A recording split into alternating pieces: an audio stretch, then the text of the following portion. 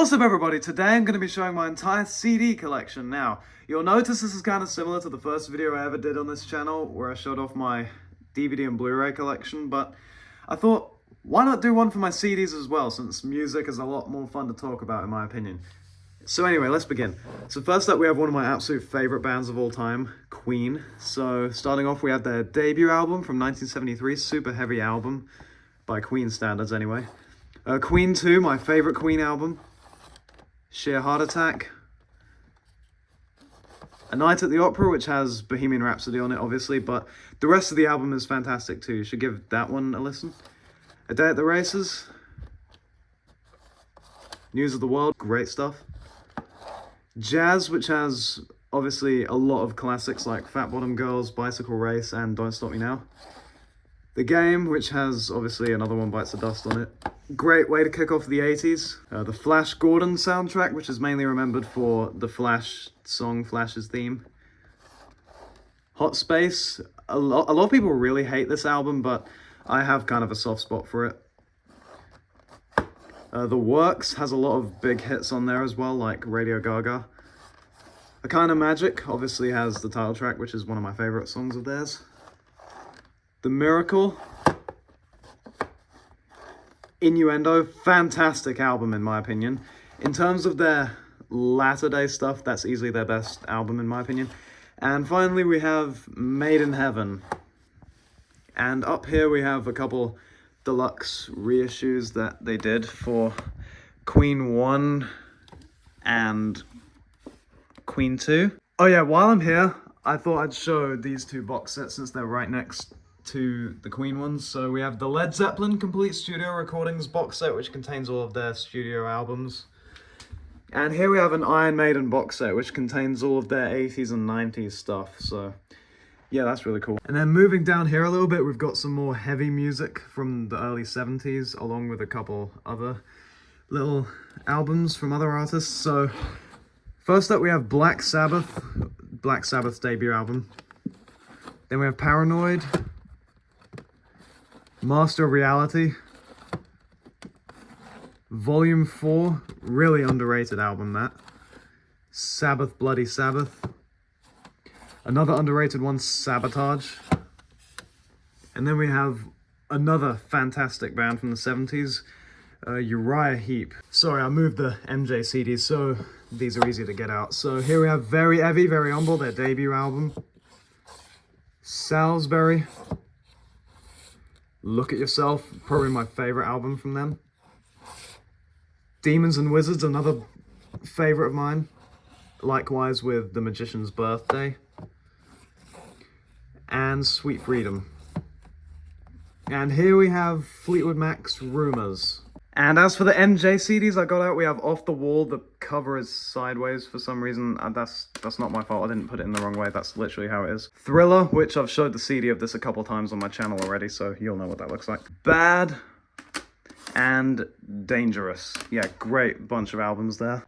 Alright, moving down here, we have the other batch of CDs. So first up, we have a couple more box sets down here. So we have the Beatles stereo box set, which contains all of the Beatles studio albums. And here we have the Pink Floyd Discovery box set, which contains all of Pink Floyd's studio albums. And here we have a compilation, Echoes, the Best of Pink Floyd, which I mainly kept because it has some of their older hits like Arnold Lane and See Emily Play on there. And here we have The Doors. So we have The Doors' debut album, Strange Days, Waiting for the Sun. Sorry if the covers are a little blurry, I'm just, trying hard not to knock them over. Anyway, Soft Parade, Morrison Hotel, and their last album with Jim Morrison, rest in peace, LA Woman. And down here we have the last little bit of CDs, which is mainly just progressive rock with a couple other bands and artists thrown in at the end for good measure.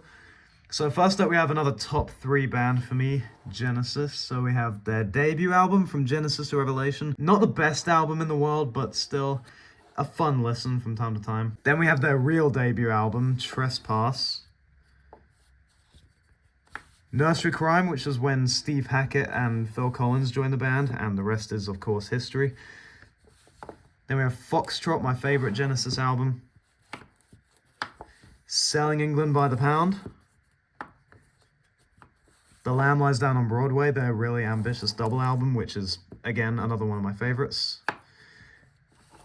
Trick of the Tail, the first one with Phil Collins as lead instead of Peter Gabriel. Wind and Wuthering.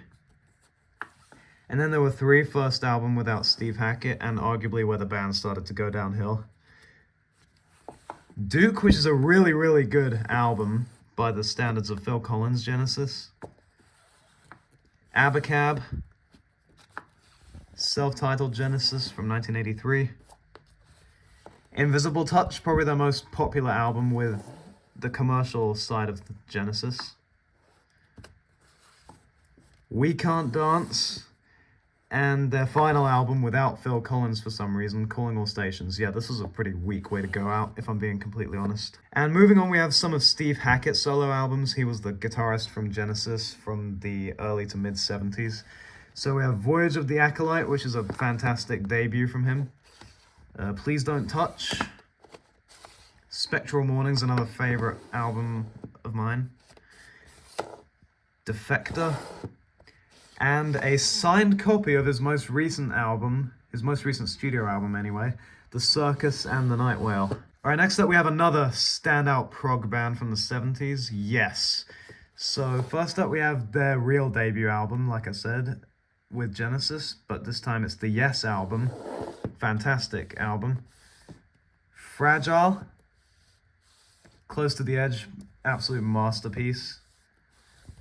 Tales from Topographic Oceans, their divisive double album, but this is also one of my favorites of theirs. I think it's a really ambitious and really enjoyable listen. Relayer, another top 3 album from Yes, in my opinion. To be honest, all of these 5 from the Yes album up to Relayer are my top 5. Going for the One, Tomato, Drama, which saw them bring in a couple guys from the Buggles, and 90125, which has their biggest hit, Owner of a Lonely Heart, which has been played to death. Please stop playing it! Alright, next up we have another fantastic prog band, King Crimson. And unlike with the other bands, they actually stayed consistently great throughout their entire career. So first up we have their debut album, In the Court of the Crimson King, of course that iconic album cover. In the Wake of Poseidon, maybe a bit similar to In the Court of the Crimson King in terms of execution, but still great album. Lizard, a bit more of a jazzy album. Islands, a really experimental album there. Lark's Tongues in Aspic, another one of their best works. Starless and Bible Black. And another one of their best, Red. Yeah, these 3 albums with John Wetton are fantastic. They're moving into their 80s albums. Again, after they split up in the mid-70s and came back in the early 80s, they had Discipline with Adrian Belew taking the lead.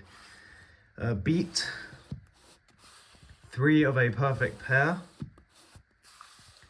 Thrack. They're moving into the 2000s now. We have the Construction of Light, or Reconstruction of Light as my version says. This is a remastered version. And their final album, The Power to Believe. Oh yeah, I forgot to mention Greg Lake was in these early King Crimson albums. And speaking of Greg Lake, we have Emerson, Lake and Palmer, another standout prog band from the 70s. Don't have many albums of them because they kind of fell off in quality after the Works albums. But here we have their 4 masterpieces in my opinion. So we have their debut album, Emerson, Lake and Palmer.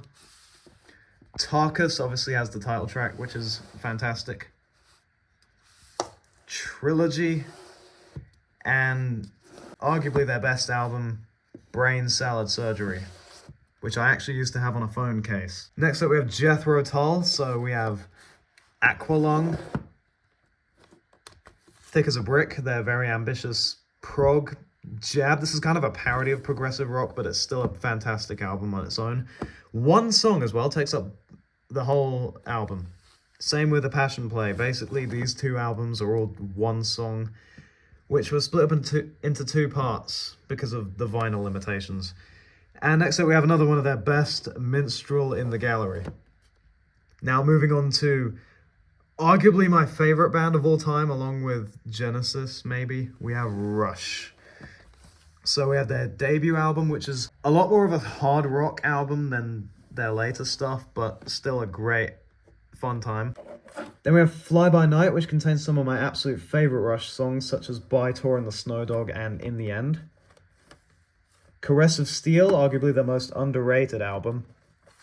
2112, the album that launched them into the public eye, so to speak. All the Walls Are Staged, their first live album. I don't normally pick up live albums, but that is a great album. A Farewell to Kings. Sorry if the camera doesn't focus, by the way. Hemispheres. Permanent Waves, their first 80s album. Moving Pictures, arguably their most famous album, and in my opinion, their best. Then we have their second live album, Exit Stage Left.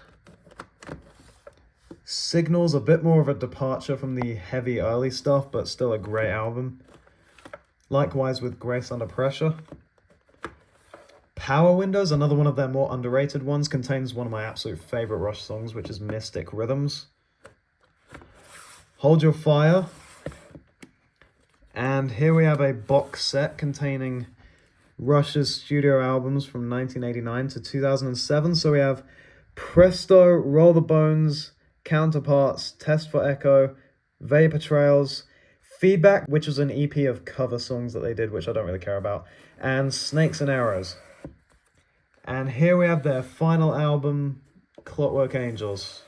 Alright, next up we have a few miscellaneous prog albums that I have, but here we have Tubular Bells by Mike Oldfield. Then we have a double pack containing Three Friends and Octopus by Gentle Giant. I have the Octopus album cover out because it looks a lot better. Pawn Hearts by Van de Graaff Generator. That's P-A-W-N, by the way. Then we have another great band. We have Steely Dan. So we have Can't Buy a Thrill, Countdown to Ecstasy, Pretzel Logic, Katie Lied, The Royal Scam, Asia, and Gaucho. They did do a couple more albums in the 2000s, but I'm not really too fussed about those. Alright, next up we have one of my absolute favourite songwriters of all time, and piano players, and singers. We have Billy Joel. So, first up we have his debut album from 1971, Cold Spring Harbor. It's a good album, but in terms of production, it's a bit lackluster. That's mainly because of the tape speeds, but here we have his real breakout album, Piano Man. Sorry about the camera. Street Life Serenade. Turnstiles. The Stranger, easily his best album in my eyes. 52nd Street. Glass Houses, his first 80s album. A bit more of a rockin' album, actually. The Nylon Curtain. An Innocent Man contains some of his biggest hits, such as The Longest Time and Uptown Girl. The Bridge. Stormfront, which contains my favorite Billy Joel song, and that is And So It Goes. And finally, his last album from the early 90s, River of Dreams.